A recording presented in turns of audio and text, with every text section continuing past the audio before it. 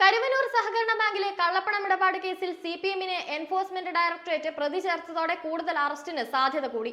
കരുവന്നൂർ ബാങ്കിൽ നിന്ന് തട്ടിയെടുത്ത പണം പാർട്ടി കൈപ്പറ്റിയെന്ന് ഇഡി റിപ്പോർട്ടിൽ പറയുന്നു. സിപിഎമ്മിന്റെ സ്വത്തുക്കളും ഇഡി കണ്ടുകെട്ടി. സിപിഎമ്മിന്റേതും സ്വകാര്യ വ്യക്തികളുടേതും ഉൾപ്പെടെ 29 കോടിയുടെ സ്വത്തുക്കളാണ് കണ്ടുകെട്ടിയത്. ഇഡിയുടെ നടപടിയിൽ കരുതലോടെ മാത്രമേ സിപിഎം പ്രതികരിക്കൂ. ഇഡിക്കെതിരെ നിയമ പോരാട്ടത്തിന്റെ സാധ്യതയും തേടും. തൃശൂരിൽ ബിജെപിയുടെ സുരേഷ് ഗോപി ജയിച്ചത് കരുവന്നൂരിലെ ഒത്തുതീർപ്പിന്റെ ഭാഗമാണെന്ന് കോൺഗ്രസ് ആരോപിച്ചിരുന്നു.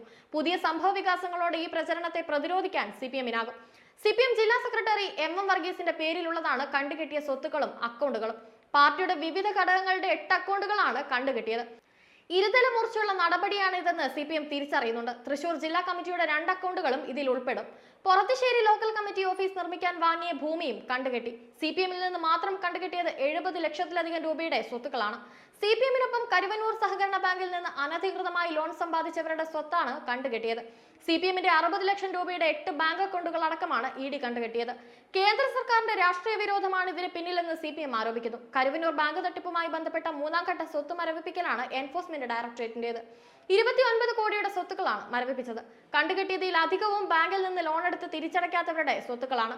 കരുവന്നൂർ കള്ളപ്പണ ഇടപാടിൽ സിപിഎം തൃശൂർ ജില്ലാ നേതൃത്വത്തിന്റെ അറിവിലും ഇടപാടിൽ പങ്കാളിത്തവും ഉണ്ടായിരുന്നെന്ന കണ്ടെത്തലിന്റെ അടിസ്ഥാനത്തിലാണ് പാർട്ടി സ്വത്തുക്കൾ കൂടി മരവിപ്പിക്കുന്ന നടപടിയിലേക്ക് എൻഫോഴ്സ്മെന്റ് കടന്നത്. കരുവന്നൂർ ബാങ്കിൽ സിപിഎമ്മിന് രഹസ്യ അക്കൗണ്ടുകൾ ഉണ്ടായിരുന്നെന്ന് എൻഫോഴ്സ്മെന്റ് നേരത്തെ കോടതിയെ അറിയിച്ചിരുന്നു. അതേസമയം സ്വത്ത് മരവിപ്പിച്ചതായുള്ള ഒരറിയിപ്പും തനിക്ക് ലഭിച്ചിട്ടില്ലെന്ന് എം വർഗീസ് പ്രതികരിച്ചു. അതിനിടെ കേസിൽ കൂടുതൽ അറസ്റ്റിനും സാധ്യതയുണ്ട്. ഇഡി ചോദ്യം ചെയ്ത സിപിഎം നേതാക്കളെല്ലാം അറസ്റ്റ് ഭീഷണിയിലാണ്. മുൻകൂർ ജാമ്യം തേടുന്നതടക്കം ഇവർക്കായി സിപിഎം പരിഗണിക്കുന്നുണ്ട്. ലോക്സഭാ തെരഞ്ഞെടുപ്പ് തോൽവിക്ക് ശേഷം സിപിഎം നേരിടുന്ന വലിയ പ്രതിസന്ധിയായി കരുവന്നൂർ മാറിയേക്കും. അതിനിടെ ലോക്സഭാ തെരഞ്ഞെടുപ്പിൽ കേരളത്തിലുണ്ടായ തോൽവി സംസ്ഥാന കമ്മിറ്റിയുടെ തെരഞ്ഞെടുപ്പ് അവലോകനം കേന്ദ്ര കമ്മിറ്റി നിരാകരിച്ചു. സംസ്ഥാന കമ്മിറ്റി തെരഞ്ഞെടുപ്പ് അവലോകനം നടത്തിയത് മാർക്സിയൻ രീതിയിലല്ലെന്ന് വിലയിരുത്തിയതായാണ് റിപ്പോർട്ട്.